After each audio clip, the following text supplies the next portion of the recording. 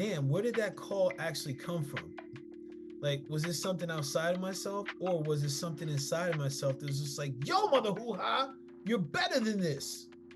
And it's asking me for something different. Like, think about that, Brian. Like, where do you think that call came from? Do you think it came from somewhere outside of yourself, or was it in you, man? I think it's in everyone. I think it's always in everyone. You know, Yeah, man. it's deeply embedded in our souls. And when I started getting that feeling is when I started using Paul Chek would say is Dr. Quiet.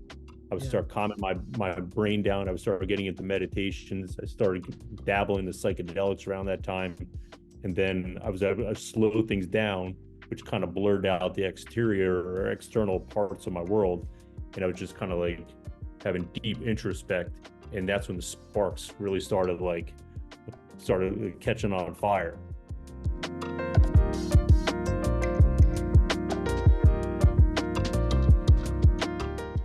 Let the beat hit 'em, got to learn to let go. Who was that? That was Lisa in the Cult Jam, bruh. Oh, yeah, I haven't heard that in Let a the while. woo child, boy. Let the Yeah, beat hit you 'em. had that on vinyl record. Did I? I was like, rock the house, y'all. Yeah, I was chilling, bro. Listen, man. I tried to mess with those ones and twos. Yeah, The you had the ones and afro twos. back then, right? You had the big I afro. know. I still had nap. It wasn't even No, afro, it was only naps. So it looked like a man. bunch of pebbles in my head, man. That was Well, you bad. should say me. I had the Joe Dirt mullet back in the day, man. I had No, this hair, the spiked hair, and the long hair. I used to be able to put my hair in my mouth. That was, no, oh man, brother. Please, yeah. can I see a picture of this? Oh my God, I don't know about that, man. What? Yeah, I'm like, Boy, man, mom, I'm like, what are you doing to me? No wonder I couldn't get a date in high school, man. Like, look at the way you let me leave the house. oh Yeah, my God. See, like this, one episode we're gonna talk about mother wounds because I think there's yeah. something that mothers do to boys. Because I remember Mhm. my mom get put relaxer in my hair in eighth grade because my hair was so nappy. Bro, I looked like fucking Blackula. It was not fun, bro. It was not fun. All I needed was some fangs, and I had like my hair all slicked back. I looked like an eighth grade pimp. It was horrible, bro. It was horrible. She was like, all I'll right, say she was that like, maybe I'll Chappelle give you. skit, the players ball. Yeah, yeah, exactly. I'm a shoo-in for Peter of the Year. Yeah, so bro, Oh man, yeah, that's great. so uh, oh, sorry, that joke that was one of my favorite Dave Chappelle skits, by the way. Oh The yeah. Peter's ball, it was classic, classic. Mhm. All right, so welcome everybody to It's Mhm. More Than Black or White. We are your hosts, Paul and Brian. Yes, you do. I want to put this out here and let you all know we're on Spotify. Woo, we made it. We are on Spotify. So you know what that means? What does that mean, Paul? Well, I'm glad you asked. It means that you get to go on Spotify and rehear some of the episodes we've already done on video. Like, you've asked for it. This is feedback Brian and I got from you all. Okay. So we want to thank you all for prompting us to get our asses off our elbows and get out into the freaking streaming podcast. So Apple Podcasts, Spotify, Google, all that stuff. Go look for us. It's More Than Black or White podcast. So now you can put us in those eardrums. And if you want to do the visuals, see our beautiful faces. Yes, you do. Come on here to YouTube. All right. Bless Love up. it. Love it. B, great What's to going see on, you, man? bro. Feeling good. Feeling good. Looking good. Oh, it's the camera. I got a new camera, so it's Oh, you it's all know crisp and resolute. I'm gonna work on my technology. I technology. normally don't look this beautiful, but You give always it. look beautiful, B. You always look beautiful. Hey, B, so I want to ask you something, man. Have you ever had a situation in life where life kicked you in the balls and then took you on a journey into to finding another part of yourself? Only about maybe like 40 of those journeys. Oh, Yeah, yeah. brother. Yeah, You know what? we all, I think most of us. I mean, I've heard about your stories. You both got a PhD in getting kicked in the balls. And it ain't fun. It ain't fun, No, man. High pitched no, voice and everything. So listen, people, these kicks in the balls, and if you're women, these kicks in the vajayjay, these are what can be termed as hero's journeys. Okay. If you've gone through a lot of shit in your life, you've experienced internal trials, or hey, you know what? If you have a movie out there and there's a favorite character that you have that's battled the odds and you sense that I can relate to everything this character is going through, this episode is for you. This is about what's called the hero's journey. All right. So, listen, before B and I get all up in this, man, because we're excited to talk about this, I wanna share with you what a hero's journey is, and I'm gonna go from the land of the Matrix, personally one of my favorite movies, and we're using this as an example because I think whether you've seen the Matrix or not, I think B, what would you say? I think a good amount of people have seen the Matrix at least once or twice. I'd say twice, absolutely. right? Yeah, the vast majority of people have seen The Matrix. Yeah, Absolutely. so we'll use the Matrix as an example. So the hero's journey is about a series of events that support people in finding out, or that people go through to really find out another version of themselves. The whole concept was coined by this philosopher, this guy Joseph Campbell. He was a philosopher. He was very much into Native American cults and folklore and stories. And what he found was that in all the movies that we love and all the great tales and all the mythology tales, there are certain stages that each of the characters go through. Regardless of who the character is, there are all common stages that they go through that help us relate to that character and help us to extract lessons. So now coming back to the Matrix is a perfect example of this hero's journey. Taking the beginning of the Matrix. Neo is this computer programmer. Computer programmer, he gets this call. Computers is ordinary world. He goes to work 9 to 5. He gets a call like, Neo, you've been chosen. You're in the Matrix, Neo. You've been searching for me. This call keeps coming. He's not answering the call, B. Mhm. Then all of a sudden he answers the call, and he's got this agent, Mr. Smith, flying into his tummy, leaving bugs and shit. Okay. Once he answers the call, he gets met with, and he decides to answer the call. He meets his guide and he gets thrown into another world. Now, in this other world, he meets a guide or a mentor that helps him through his ordeals. Neo, remember, that's when he met Morpheus. All Morpheus with Mhm. the fresh shades, full leather jacket, looking fresh and stoic, teaches him about, hey, this is who you are. I believe you're the one. Now, in this situation with the Matrix, Neo, if you remember, if you've seen it, Neo failed to think he was the one. He was looking for every excuse to think that he wasn't, even though Morpheus, his guide, believed in him. Now, in this process, you may remember the thing. Neo went through a whole bunch of training. Poop, put a chip in. I know Kung Fu. Now put a chip in. Teach me how to fly this plane. He had to learn about even jumping over buildings or using his own energy to do something unheard of.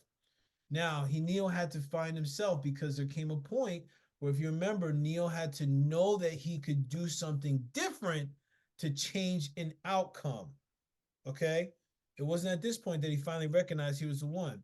As Neo did this, got all fancy, saved Morpheus from the agents, and did some stuff that they were like, holy shit, you move like them. What are you talking about? And it's still a Keanu Reeves voice. Mhm. He did. He moved like him. Then here's the thing: Neo had the final battle with the agent, right? The final battle, what he realized was really a version of himself. If you remember the movie, once Neo was like, they shot him up. Neo's like, "Duh, duh, duh, duh, duh, duh, duh." He's dead. Trinity's like, no, Neo, I believe in you. You can't die. You're the one. Then all of a sudden, Neo wakes up. He dives into the agent. And now whoa, that was a symbolism that, like, yo, this was me the whole time. I am the one, son. And now what happens? Now he comes back. You see Neo at the end of the movie, pew, flying. He realizes he's the one. My apologies for the spoiler alert for the people that are living under a rock that have yet to see the Matrix. Yes, I'm judging. So listen, that is the hero's journey. So now B and I, even though I gave it the thing, Brian and I are going to go through our experiences and we're going to dive into each of these steps in a little bit more thorough nature so you get a better handle of what these are and where you are in your journey. Cool. And that was beautifully said, man. You wrapped that up really well. Thanks, man. Yeah. I was And practicing. yeah, I if was anybody's practicing. upset with you that you just ruined the whole movie for me, look, man, you had 25 years to watch it. It's on you. Bruh, exactly. Come on. Where the hell you been? Yeah. And And listen, there's I want to probably how watch many something. Matrix movies were there? Like two, three, four, at least three, Uh, right? I think there actually were five, I think, Oh total. yeah. I stopped watching after the second one. Yeah, me Yeah. too. Well, I watched the third one and I was just like, all right, it's done. And then I Yeah. didn't even get to see the fourth one. I was just like, Yeah. nah, I'm good, man. Don't Yeah. fuck it up for me. Anyway, man, like, listen. So I wanna touch on this. So B, like, as you were hearing me like give that rundown, right? I'm curious for you, bro. Like, when you first saw The Matrix, what was that movie like for you? Man, I saw like 20. Man, how old is that movie now? Dude, I think it was 99. Man, yeah, I was like, 19, 20 years old. And I'll be completely honest, like it went way over my head. Like I didn't really understand what was going on into it until I watched it maybe like 10 years later. But it is, what I did get out of it, I think the next time I watched it, I was kind of like starting my spiritual journey. And I can definitely relate to what he was going through. Even though I didn't go through that what he went through at that point yet, I haven't really gone through a hero's journey, but I had that itch inside of me that was like, all right, I'm bigger than what I'm perceiving myself to be. Because at that time I was always trying to like downplay myself, downregulate myself. I'm like, oh, yeah, most of us, right? So it kind of like lit a little spark in me, and by watching that, doing having a bunch of mentors in my life, and I finally just kind of came out of my shell, and I was like, you know what, f this ordinary life, I'm ready for something different. Yeah, man. So Yeah, so I'm glad you paused right there because that's the first part of the journey, the ordinary world. And this is a very interesting place because um Brian, and you and I have talked about this before. In our society, it can be easy to become a follower and get lulled to sleep. yeah, And then all of a sudden there becomes this ordinary world. Like this could look like, oh, every day I wake up at 5:30, I have my yeah, coffee, take the dog for a walk, get my car, go on the train, I sit for 45 minutes, I work for nine hours, I come home on the train, I drink a 22-ounce of Heineken, I come home, pat my wife on the ass, and I go play Halo, and then I go to bed. yes. That's You know? good. And repeat the process. Rinse and repeat, man. Yeah, And I also heard you say, which is something I've experienced, is like there comes a time when there's a part of self that knows, and I'm making a judgment here because I'm thinking about this for myself. Like, damn, where did that call actually come from? Like, was this something outside of myself, or was it something inside of myself that's just like, yo, mother hoo ha, you're better than this, and it's asking me for something different. Like, think about that, Brian. Like, where do you think that call came from? Do you think it came from somewhere outside of yourself, or was it in you, man? I think it's in everyone. I think it's always in Yeah, everyone. yeah, man. It's deeply embedded in our souls. And when I started getting that feeling is when I started using Paul Chek would say is Dr. Quiet. I would Yeah, start calming my brain down. I would start getting into meditations. I started dabbling in the psychedelics around that time, and then I was able to slow things down, which kind of blurred out the exterior or external parts of my world, and I was just kind of like having deep introspect, and that's when the sparks really started catching on fire. And I was like, all right, time to do something. I don't know what the hell it is I need to do, but it's time to do something. yo, so do you mind if I use you for this next part, which is the call to adventure? Go for it. All right, so listen, because I remember when you and I started having like these, like you and I have always tended to have deep conversations, And I remember when you started experiencing some of these psychedelic retreats and also just aids and resources. I remember that there was a depth to what you were about to step into, because I remember that's when you started. I think that, bro, damn, it seems like it's almost like 2 years ago now. You were like, yo, okay, so Paul, I'm gonna be traveling here. I'm going Mhm. here. Like, I'm like, yo, man, where in the world is Brian Reitgen, man? Because like it wasn't even like Carmen San Diego anymore. It was you. Like you were going all over the place. And I remember when you started telling me about this and what your plans were, because at the time, like you had yet to go all the countries that you've gone to at this point. And I Yeah. just remember that there was just this when you were saying it, there was a certain aliveness that you had in your energy when you were talking to it. So are you open to sharing, like, when you decided to answer those calls to go to, like, the call your calls to adventure, what was that experience like for you to step into that, man? Yeah. You mean as far as like doing psychedelics or just kind of like making a change in my life? Well, making the change in your life, because I think the psychedelic was still part of the call, man. Because like Yeah. after you taking some of the trips, that's when you're like, oh my goodness, I'm gonna go into this more, and Yeah. like I need to travel and do a podcast. So like I think like Yeah. to get into to use that to step into that call, what was that like for you, bro? Yeah. So like I was working at corporate America at the time, and I was just basically just running myself dry, like just burning myself out, 70, 80 hours a week, just, in a thankless job. And then I started taking a course through Paul Check. It was called PPS. It was personal, professional, and spiritual. Mm, And it was all about goal setting. And then I had to actually not only write down it, but I had to draw out my future. I think we might have had this conversation, but had to draw out my future.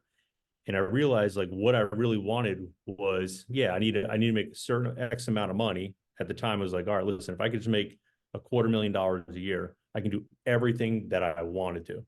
right. And I had to actually write out my goals and what everything was, because most people think, oh, for me to live my dream life, I need to make millions of dollars a year, and it's not really that much Mm, if you kind of break it down, you yeah. know.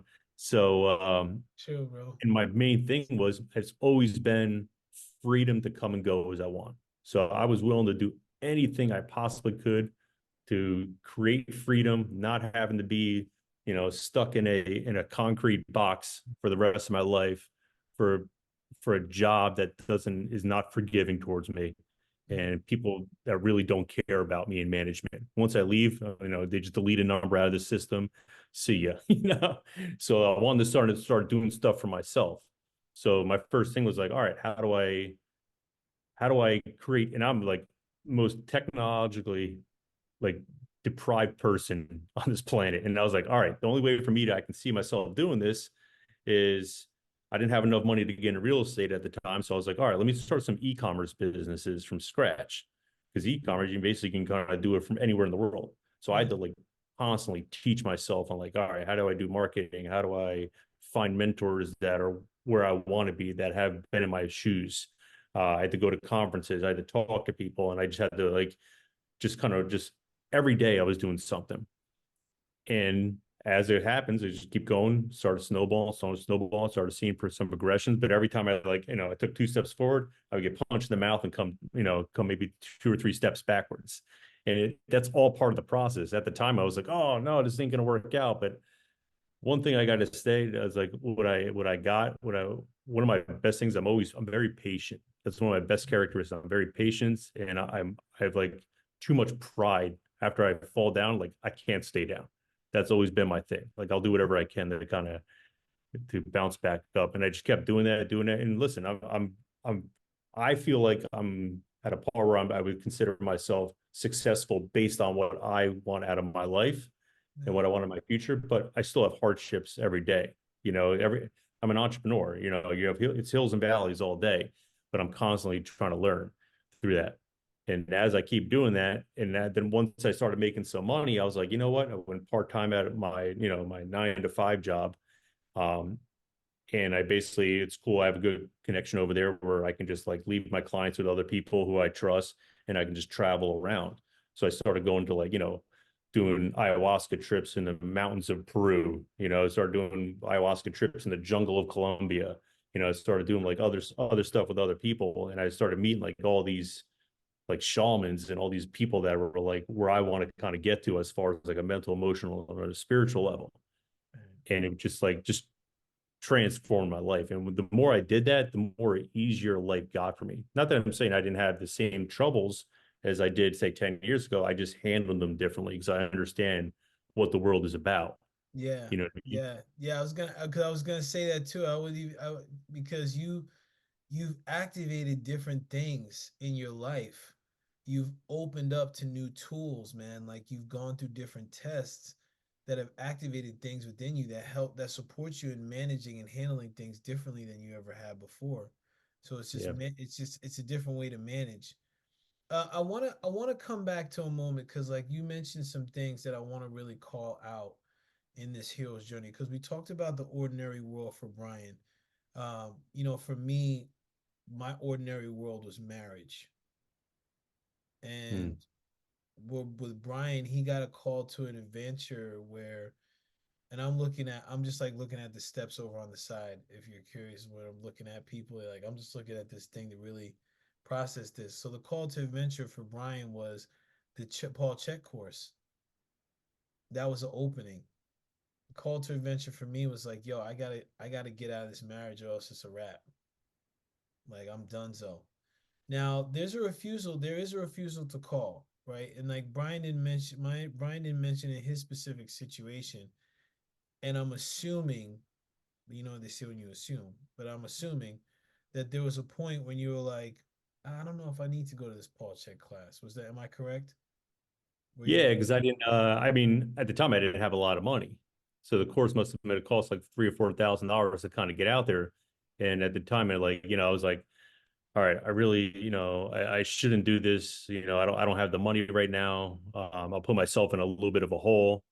But my mind kept being like, listen, in 10 years from now, is this $3,000 going to make a big difference? No. And is this going to have an impact on your life if you apply what you learn from this course? Absolutely. And it has 10,000 times over, So I always try to have that in the back of my mind. And I trusted this mentor. I did a lot of research with this mentor. I've worked with him before. What I mean by work before, I took a lot of courses with him before. Mm-hmm. So, Mm-hmm. So listen, I wanna highlight something because you just said something really important. What you experience with the finances, right? Well, like, yo, this is a lot of money, blah blah blah. That is technically a guardian of the gate. What's that, Paul? I'm glad you asked. The guardian of the gate, people, is that either a person or a belief that's going to tell you this is not you, this is not for you. If you rewind and listen to what Brian said, like there was like a money issue, like man, like yeah, I love this dude, and like money, it might be tight right now. So that's the guardian. The guardian is like, yo, you want to get through these doors, son? You better pay up. You ready to pay up?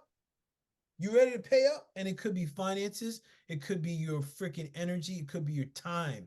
You get to mhm. like for you to answer the call, and why a lot of people refuse is because it's going to challenge something. You're going to come up with those old beliefs, which is also in the hero's journey. In some versions, they call this the critical factor. One of the Yes. critical factors is your mindset. Now, you also notice something that Brian said. He started to rationalize. We're like, oh shit, man, you know what? Yeah, it's a lot of money, but if I break it down like this covers it. Hmm. So Brian figuring that out is in that people. Brian, this is such a great example. Thank you for this. Brian figuring it out and addressing that mental mindset of like, well, I mean, I have enough money. This is now the critical factor that he overcame. Okay. And guess what? Now that he overcame that critical factor, hey, Paul Check, thanks for being my mentor. Yes. See what happens, people? And if you're listening, as you listen to this story, chances are because this is the hero's journey, what we're talking about right here, you've experienced something very similar. Type it up in the chat if you have. What's that? What has been what was the critical factor for you that you got to come, or what was the guardian at the gate? The guardian at the gate and the critical factor for me was like, damn, I never said I'd leave my kid. But damn, if I don't leave my kid, like this is not going to be a good environment for him to grow up in. I got to get the fuck out of here. Excuse my like, yeah, I got to get the hell out of here. Okay. Yeah. There comes a point in time, and if we go back to the Matrix, this critical factor was like Neo was at the ledge, like Morpheus wants me to jump. Nah, man. Yeah. that mindset. He was unsure, and we all get there, right, B? 100%. Yeah. Like, I mean, that critical factor for me, that critical factor is like the dark shadows that you hold in your subconscious. And you start releasing those, you start coming face to face with those, you have enough courage to come face to face with those. That opens up so many of those white shadows or those white lights, the things that you have instilled in you that no one else does. And it gives you the power to do things you normally wouldn't be able to do. The energy just gets converted into something that's going to create optimism in your life. It's going to create more opportunities for you in your life to get to your goal, get to your purpose. So for me, it was like, for example, for me, it would be like I had a deep self-conscious belief about money. So, you might growing up, you may have grown up with messages saying like money doesn't grow on trees, money is hard to come by, or you're not smart enough to make enough money. Now, let's say you're living paycheck to paycheck, barely getting by, and there never seems to be enough money to go around, even though you're busting your ass every day. This would suggest that you have a subconscious programming keeping you in a very limited state financially. And that's what it always been. I grew up like just I mean, I started working at 14, like every day, just busting my ass, busting my ass. But I always felt like until I was like around 30, I was living paycheck to paycheck until I decided to like kind of make that switch. And you're unable to see or accept different ways of thinking because they don't align with your beliefs. Mm, Consciously, you may want to change your relationship with money and have more with it, but without your subconscious programming supporting these desires, you're going nowhere fast. So your mm, critical factor is going to work to keep those existing limiting factors, beliefs safe and in a place as a way to support you because you create those beliefs in the first 7 to 8 years of life, mm-hmm. you Mm-hmm. know? Yeah, I do, man. So, Yeah, yeah. go ahead, B. You have something? No, go ahead, man. Yeah. Well, I think it's important that you said that. As you were saying that, I recognize too that th- that throughout the hero's journey, it's going to be a constant addressing of these critical factors. Because in the Yeah. hero's journey, and Brian, what I was hearing you say was brilliant, because there is something that activates in the shadows when you're testing these, when you're challenging these critical factors. There's going to be something that's going to be like that you get to activate, and that in itself, when you go into like the white, I forget how you stated it, but like basically like those gold pieces of self, those gold pieces of self are going to help you at the different thresholds that you're going to meet in the hero's journey, because there's going to be different thresholds, people. And like, as Brian said, like, addressing the money factor, and like being able to take a stand for doing something different.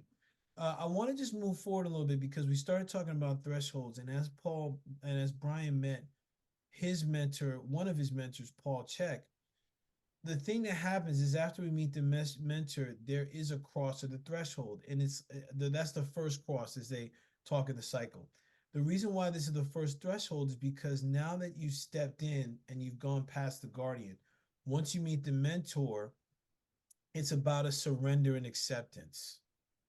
So I can only imagine, like in a situation like Brian's situation with Paul is like my situation with this guy John Tompkins. Like he was introducing me into into a different mindset and mind sight.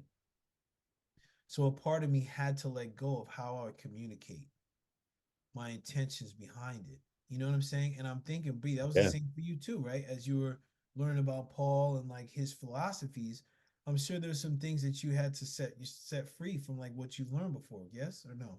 Yeah. Oh, absolutely. You have the whole part of, I think, growing up spiritually is to unlearn what you've learned Mm-hmm. for the first, like, until Mm-hmm. you're out of high school. I mean, like, again, that whole linear, we talked about this linear education, social programming, and tribe that you grew up around, Yeah. family that you grew up around. It's all instilled in you. And a lot of it's just like bullshit. It doesn't serve you in the long run for what you want. That's why, let me look around. I don't want to go off topic, but how many people suffer from anxiety, depression, and suicide rates are through the roof because they're not following their path. And that eats alone that eats away at you, that creates neurosis in you. Yeah, bro. And let me tell you, Hey man, bro, you hitting on all the right spots, man. Because even as you're saying this, part of the benefit of the hero's journey is that a person is going to get tested along the way as well, because these factors are going to come up that are going to look to deter you. So as you're on your hero's journey and as you meet your mentor, this is when you get trained to be able to address those obstacles. So you're going to meet some you're going to get to know. And listen, this is what I love about the hero's journey, right? And it's in every movie.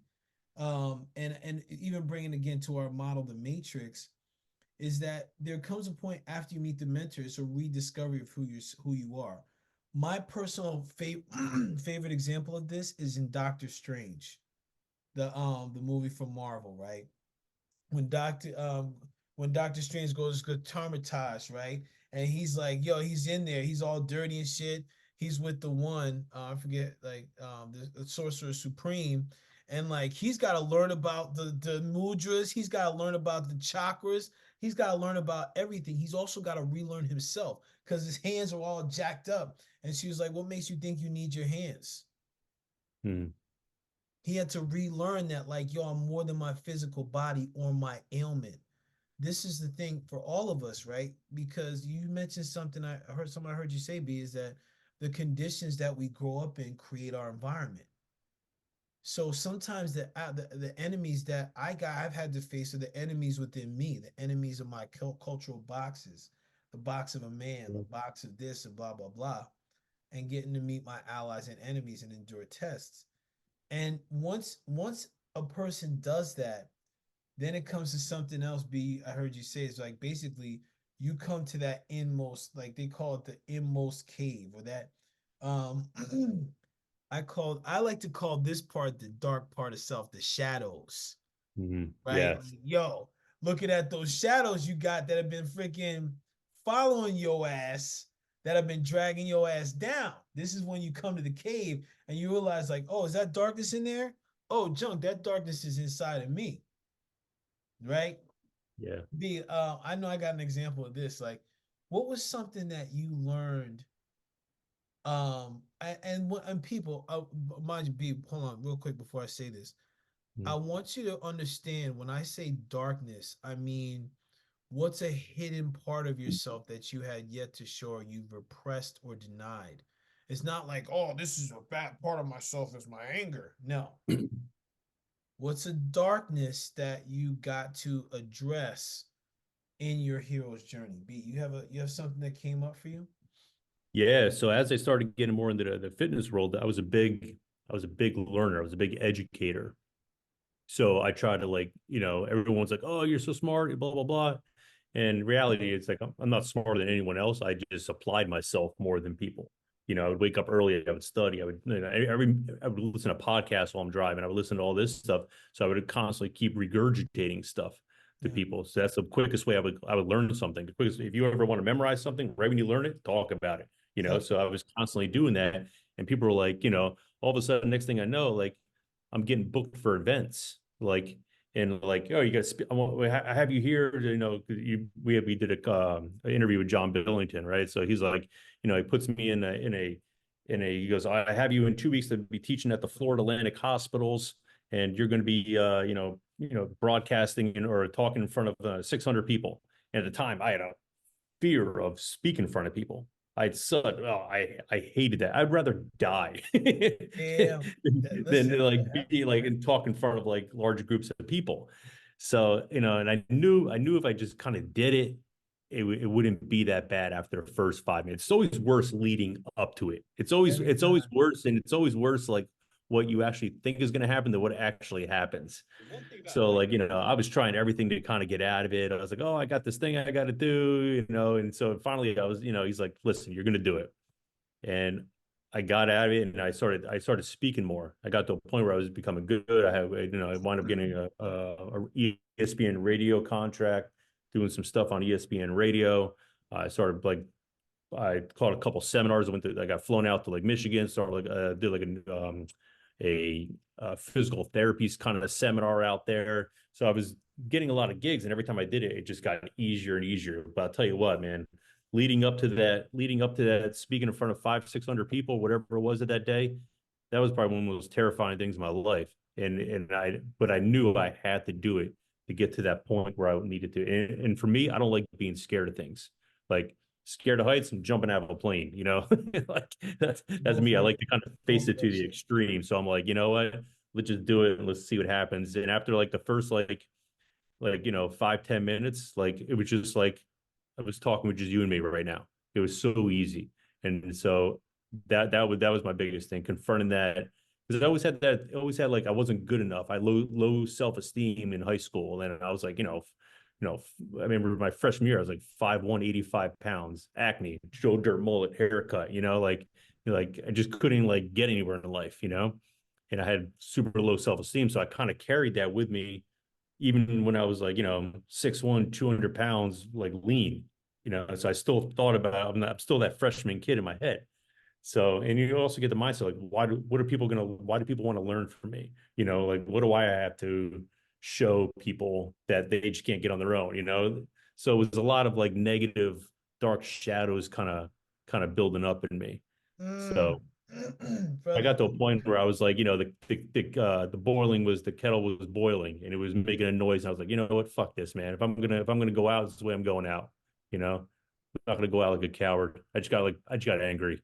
you know? yeah, brother. Yeah. Well, oh man, so much is there, man. So much is there. You give such a great example of the inmost cave, or that approaching that innermost cave, and addressing the subconscious beliefs.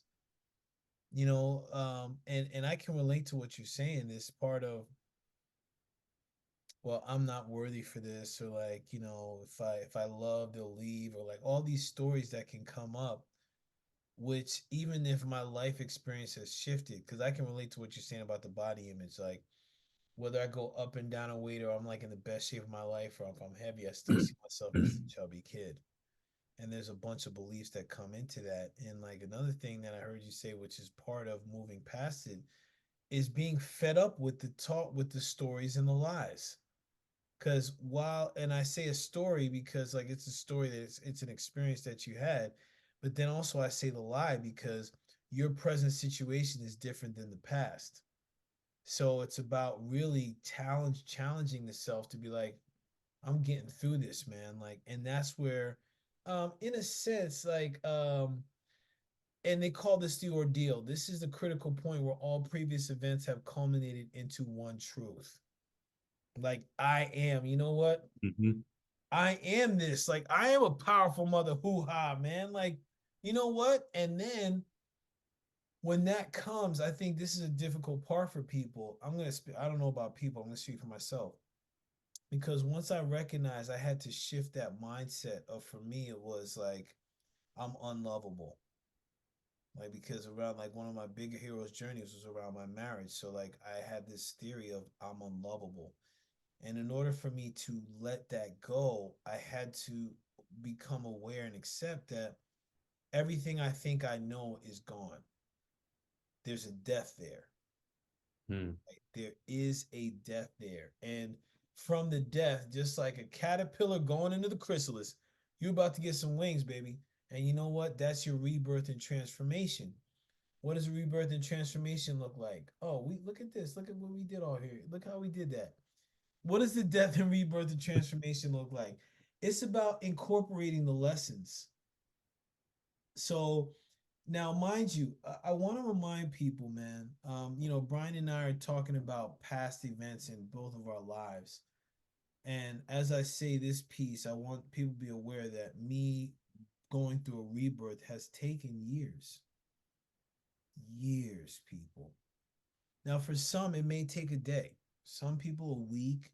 Some people 6 months. For me, it's taken 5 years to go through some of these things, like going to the cave, going through my ordeals, because best believe you coming through as a hero, there's going to be many ordeals, Mhm. right? Be like, yo, come on, we can Oh yeah. listen. Brian and I could be on this mother hoo ha for, like, we could go on a live stream for 48 hours talking about the various ordeals and our different heroes' journeys we've experienced in our lives, man. Okay. And we're saying this here, and why we're saying this is because it's about having grace. It's about really experiencing the experience and experiencing that rebirth. Because coming back to that, the rebirth is where the transformation and the integration really begins. As you've rewired yourself and your mindset, and you've finally come to the grips of who you truly are, there will, and you come back, you have your transformation, you come back the hero, like, look what I've done and accomplished. There's gonna be, and Brian and I talked about this before, for men, there's gonna be another kick in your nuts. For women, there's gonna be a kick in your vajayjay. It's gonna challenge everything you learned on your hero's journey, and it may spark another hero's journey for you. Okay. So I want you to be aware of this. And again, like, part of my rebirth and dealing with the ordeal of, like, I'm not unlovable, is my transformation now is the hero's journey of finding self-love. Okay. Who are my mentors? Like, I don't know. I'm not even gonna get into all that. Like, if you want to know about that, then type it in the chat. Maybe we'll do a follow-up episode. All right. But like, for right now, we want to dive on just helping you understand that your life is a hero's journey. Where are you in the process? And before we start to, like, put a nice ribbon and bow on this, Brian, when you, like, I'm curious for you, man, like, in one of your hero's journey, and this especially maybe the one with Paul Check, because that's where we started off with. Mhm. What was the transformation and what they call in the hero's journey, the return home, quote unquote? What was that like for you, man? What was the experience for you, and like what shifted for you? Uh, maybe I'll give you a different example. Maybe because to me it was like it was profound at the time, but when I took it home, it was more like enlightening for me. Mm, Um, my big when I did the DMT, that was the biggest take home for me.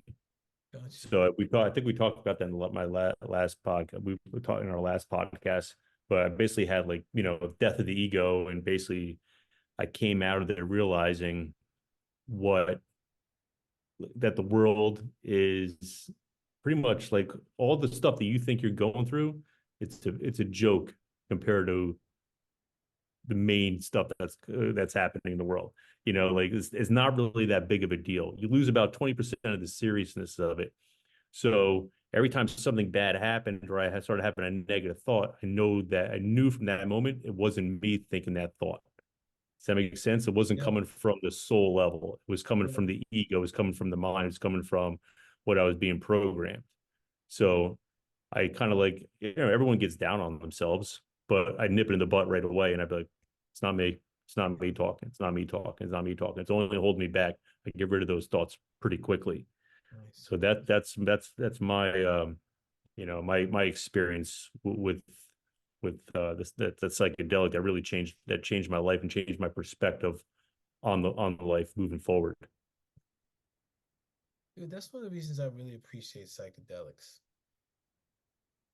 I Mm-hmm. really, and to each their own, man. Listen, by the way, Brian and I are free of being doctors. We are in the health and well-being profession, so we're speaking of our experiences. Just want to make sure that we put that out there, okay? And I think it's important to note that, for me, and Brian and I are going to do a surprise episode after I go through an experience.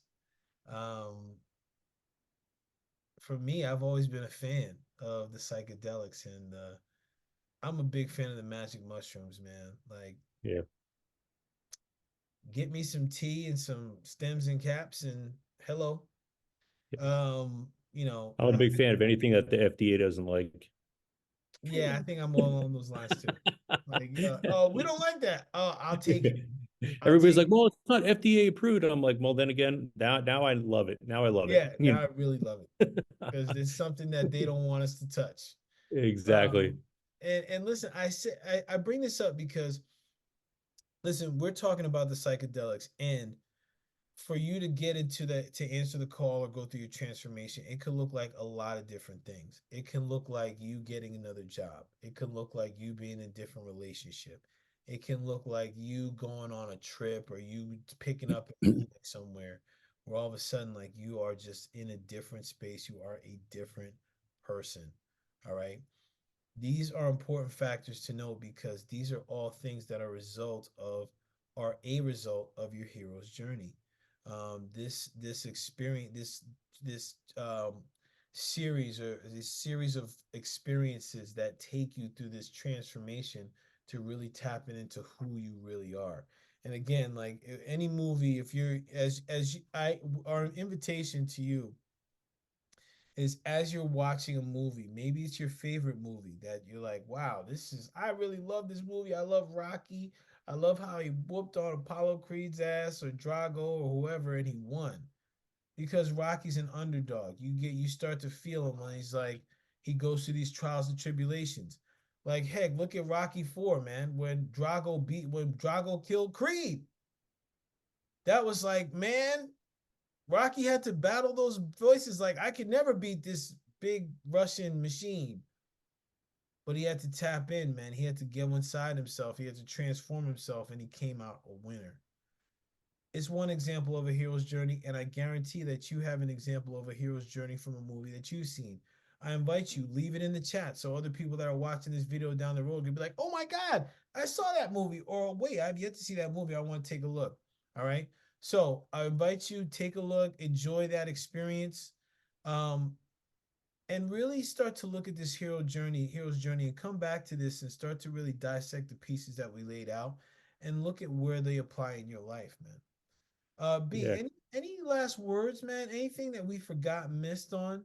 No, Um, I mean, I kind of like, I was kind of like, thinking about this, meditating on this the other day about what we're going to be talking about. I'm like, why do people like movies?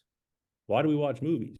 It's like, I feel like we all watch movies because we want to see somebody ordinary become powerful. We want to see that, we want to see that person utilize what's meant for them, the purpose of them being here. We want to see them get the shit kicked out of them.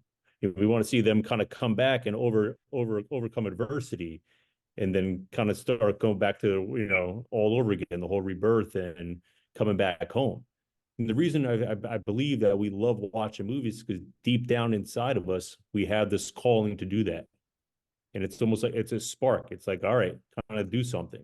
And hopefully, people out there, more people out there, they start having the courage and living their life like they should be, or want to be, I should say, instead of living a life that's comfortable for them, waking up like Groundhog Day every day.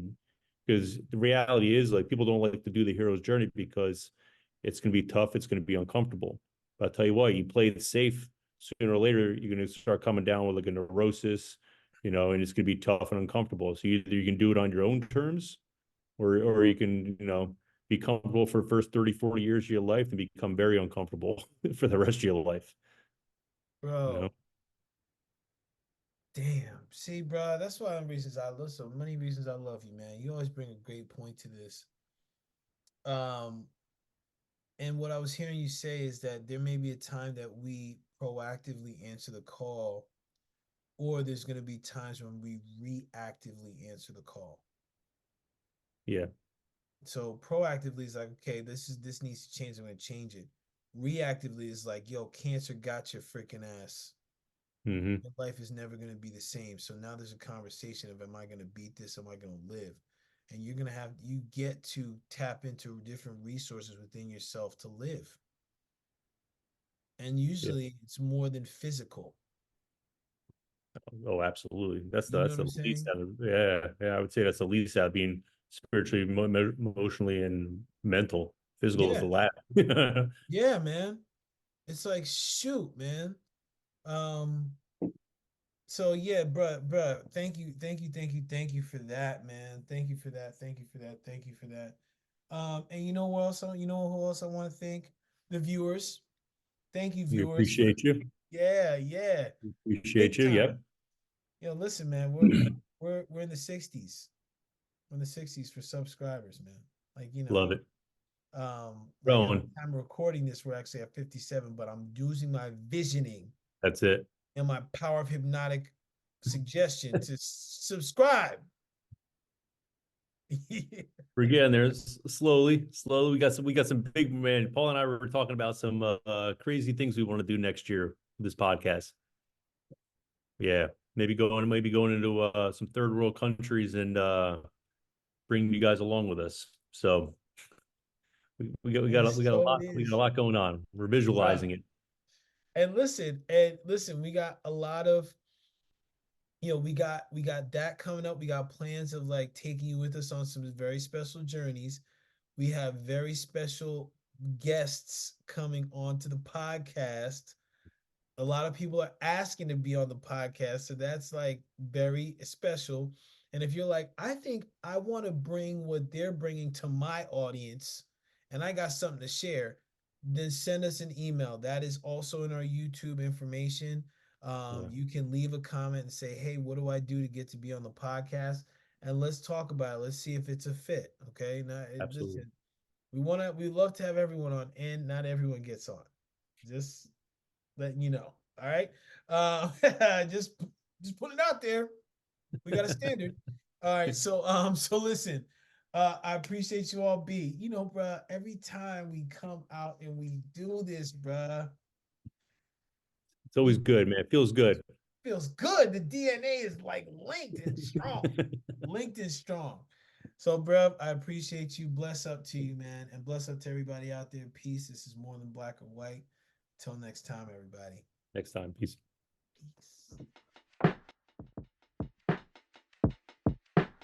Peace.